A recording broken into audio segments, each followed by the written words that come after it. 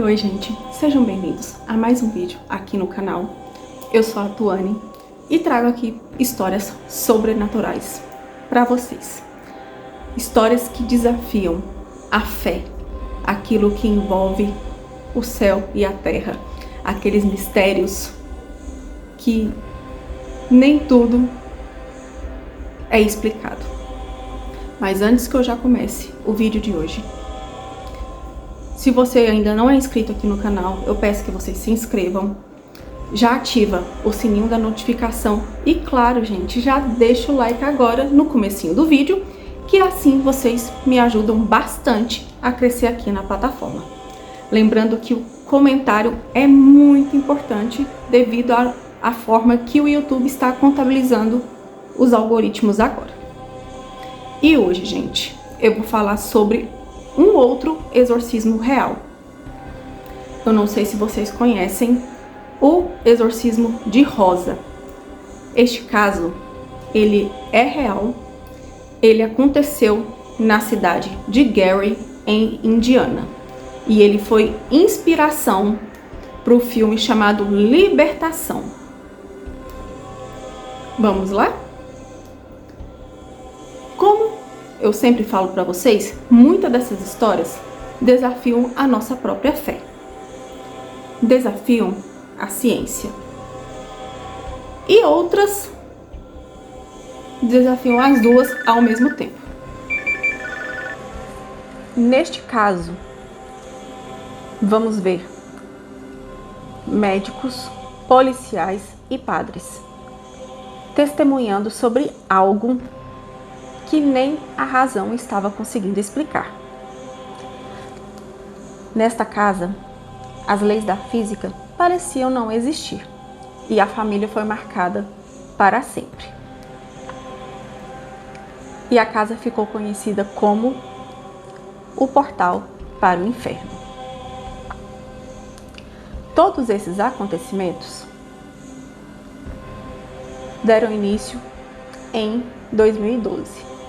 Mas LaToya nem imaginava quando alugou essa casa ali em novembro de 2011.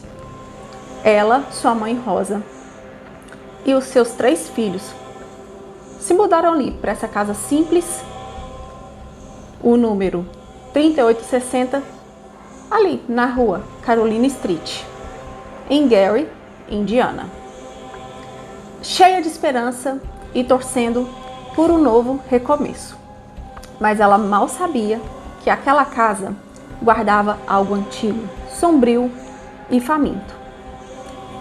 Nos primeiros dias, nada parecia errado. Uma casa simples, aconchegante. Mas, pouco tempo depois, começaram a surgir centenas de moscas pretas, vivas, presas na janela da cozinha. Só que a sua casa era telada e eles não sabiam como essas moscas conseguiam passar pela tela. Eles mataram inúmeras moscas. Só que era inverno, tinha neve lá fora. Não era para nenhum inseto estar vivo, não assim.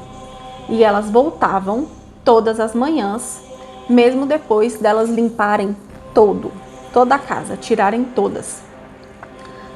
Quando chegou a noite, LaToya passou a ouvir passos no porão e som de algo arranhando as paredes. Os seus filhos começaram a se comportar ali de maneira estranha. O mais novo, de apenas 7 anos, acordava gritando todas as noites. Dizia que viu um homem grande e escuro andando pela sala. Já a sua avó, Rosa, chegou a ver pegadas molhadas surgindo sozinhas no chão da cozinha. Mas o que aconteceu ali em abril de 2012 mudou tudo para aquela família. A LaToya acordou e se deparou com o seu filho mais novo levitando acima da cama, dormindo, flutuando a quase meio metro do colchão. A avó começou a rezar em voz alta e, de repente, o menino caiu como se algo tivesse soltado ele. Só que ele não lembra de nada. Apenas disse que sonhava com uma sombra sorrindo. E esse evento da levitação ocorreu durante uma festa do pijama, que ela estava ali com uma amiga. O filho mais velho teria sido jogado para o outro lado do quarto por uma força totalmente desconhecida. E o filho mais novo teria revirado os olhos e rosnado, dizendo: "É hora de morrer e eu vou te matar." Foi quando a família começou a pedir ajuda. A primeira ajuda solicitada foi para a polícia.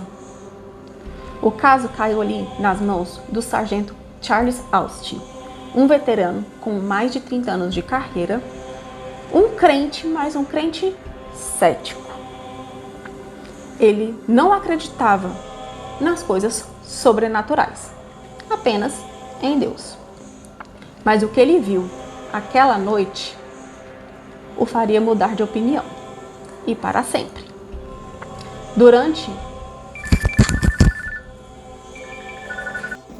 Gente, essa parte, segunda vez que eu tô gravando ela. Minha mãe ligou, meu pai ligou. Ossos do ofício de gravar usando o próprio telefone. Mas vamos lá. Durante a inspeção, os policiais ouviram barulhos de passos pesados vindo ali do porão. Um dos agentes usava um gravador de áudio. Ao ouvir essa gravação depois, eles captaram uma voz infantil. Ela sussurrava, só que a sua voz saía bem distorcida. "Voltem para baixo, voltem para baixo." Charles Austin declarou mais tarde que a casa reagia à presença deles. Era como se algo observasse e se divertisse com o medo que eles sentiam. Um dos policiais que participavam dessa operação pediu afastamento e jurou nunca mais entrar ali. Nessa mesma visita da polícia, a família também ligou para o seu médico, o Geoffrey O'Neill, ali em 19 de abril de 2012. E quando ele visitou a casa, durante a suposta assombração, notou que o comportamento das crianças era delirante. O menino mais velho foi descrito como agindo racionalmente, enquanto o mais novo gritava e se debatia. Pouco tempo depois, os filhos foram levados a um hospital local. Durante uma conversa com assistentes sociais, o filho mais velho começou a rosnar, com os olhos completamente virados. O médico, o Dr. Geoffrey, registrou o que viu em seu relatório oficial. A criança andou de costas pela parede até o teto e caiu de pé, sem nenhuma explicação médica possível. E todos ali estavam presentes. Médicos, enfermeiros, seguranças assinaram este documento. Foi aí o ponto em que o caso deixou de ser apenas uma lenda urbana, pois agora havia provas, assinaturas, testemunhas e medo, muito medo. Após isso, o capitão da polícia, Charles Austin, começou a acreditar nas atividades paranormais que aconteciam ali naquela casa. Uma foto publicada pelo Indianapolis Star alegou mostrar uma figura sombria quando ninguém estava em casa olhando. por fim, eles resolveram pedir ajuda à diocese de Gary. Elas enviaram ali o padre Mitchell Magnotti para avaliar aquela situação. No primeiro contato, ele descreveu que a casa era pesada, viva e hostil. E durante as orações, as luzes piscavam e o crucifixo na parede caiu sozinho. O padre sentiu uma dor intensa em seu peito e recuou. Dias depois, com a autorização do bispo, ele começou ali o processo formal de exorcismos. Foram 3 rituais. No primeiro, Latoya desmaiou e gritou, em vozes diferentes. No segundo, começou a chorar, dizendo que eles não queriam sair. No terceiro, após horas de preces e gritos, o padre Magnotti afirmou sentir um vento gelado atravessar a sala e desaparecer. Ali, o silêncio foi absoluto. Após o último exorcismo, os fenômenos cessaram. E a família Ammons deixou a casa e nunca mais voltou. Mas agora vamos para a análise cética. O médico, o Geoffrey, estava cético em toda essa relação com esse incidente. E ele nem testemunhou nenhuma outra incidente paranormal. No começo, ele realmente achava que eram delírios de fantasmas em casa e as alucinações dos filhos de Ammons. E eles ainda tinham um histórico de frequência escolar bem irregular. E uma queixa foi registrada contra Ammons em 2009. Em 2012, ela culpou a contínua frequência irregular de seus filhos pela suposta atividade demoníaca. Já o investigador cético Joe Nickel, de acordo com ele, o chefe da polícia, Charles Austin, era crente. Então, ele acreditava em demônios, sim. Nickel relatou que a foto que foi publicada ali pelo Indianapolis Star e legendada foto de polícia de Hammond não era de acordo com o chefe da polícia. Era uma foto oficial e não foi tirada pelas autoridades de polícia de Raymond. Nickel também entrevistou várias testemunhas e concluiu que os supostos eventos foram relatados incorretamente, embelezados ou exagerados, ou tinha explicações não sobrenaturais.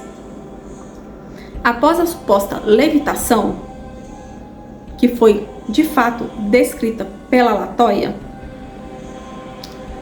o que implica que a menina simplesmente se jogou em cima da cama. Agora, em referente ao incidente do menino subir a parede de costa, não mencionou que a avó do menino estava de fato segurando a mão o tempo todo, o que permitiu que o menino se empurrasse contra a parede e subisse. Eu acho um pouco improvável só segurar na mão a criança subir de costa pela parede. Mas, para cético, tudo tem uma explicação.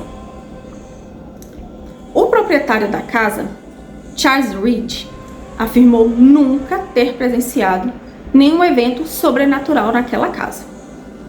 Seus inquilinos anteriores também alegaram nunca ter tido nenhuma experiência.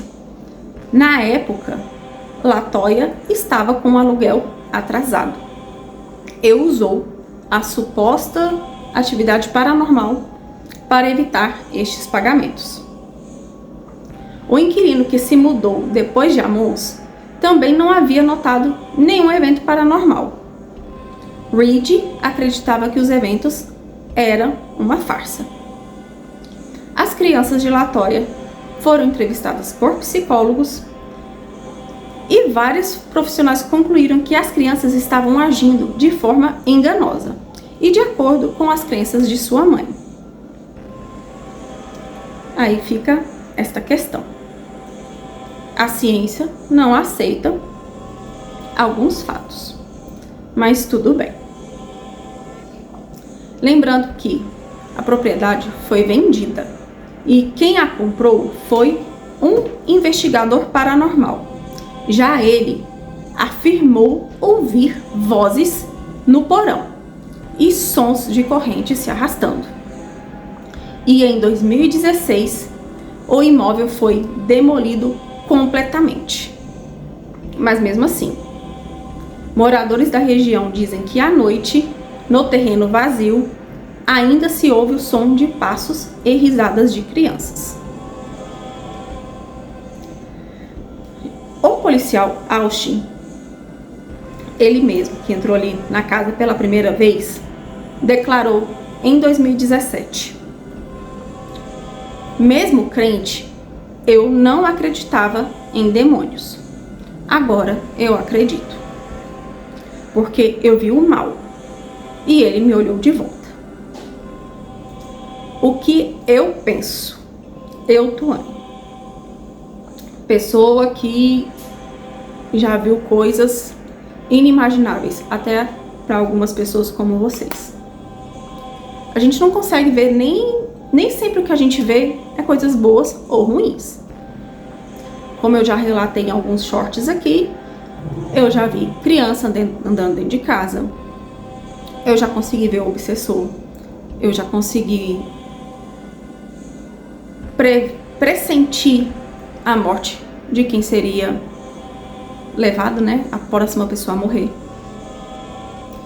E para quem é cético, é mais fácil colocar dúvida do que entender o que realmente existe ali no nosso mundo espiritual. É difícil você abrir a sua mente, porque se torna uma coisa mais complexa. É difícil para quem é cético entender como funciona as energias espirituais, porque eles são focados em ciência. Tudo aquilo tem que ter uma explicação, uma lógica, ser óbvio. E o mundo espiritual é imprevisível. Ele não é nada óbvio. Só quem se aprofunda, quem estuda, sabe como é. Tudo é demônio, tudo é o mundo espiritual? Não. Não é. Aí entra o nosso discernimento. Muito das coisas é maldade humana mesmo.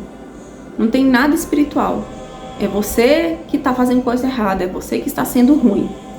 Ah, mas eu fui influenciado por um egum, fui influenciado por um obsessor. Ele só te influenciou porque na sua mente você já colocou a sementinha do mal. Então tudo começou por você, pela brecha que você abriu.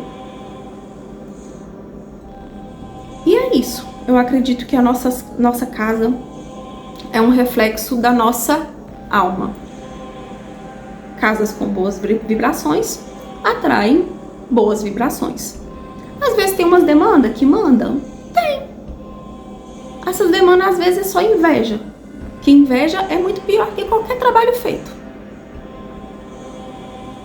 Por isso que a gente tem que se atentar. E a sua casa é seu templo sagrado. Não é todo mundo que você coloca dentro dela. Dentro da sua casa você está sem armadura. Ali você se abre. E às vezes uma outra pessoa que entra na sua casa já entra com um convidado ruim e você está abrindo o portão, autorizando entrar. É bem complexo, mas é um assunto bem interessante. E o que eu acredito? Que não era bem a casa que era amaldiçoada, mas sim a própria Latoya. Ela estava tão carregada que esse espírito, esse obsessor, se impregnou na casa, que às vezes não tinha uma energia boa do antigo morador, e se aproveitou. E deu no que deu. Mas a gente sabe, algo ali realmente cruzou os limites deste mundo. Aquela casa pode até ter sido destruída, mas o mal começou a habitar ali. Eles foram embora e o mal decidiu continuar. E este foi mais um relato real, gente, de algo que muita gente acha que não deveria existir. Espero que tenham gostado do vídeo. Deixe aqui nos comentários sugestões do que vocês querem para o próximo vídeo aqui. Se não se inscreveu, já se inscreve agora e não esquece do like. E se não souber o que comentar, deixa aí nos comentários a casa de Gary. Aí eu sei que vocês assistiram aqui até o final e já me ajuda bastante nesse engajamento.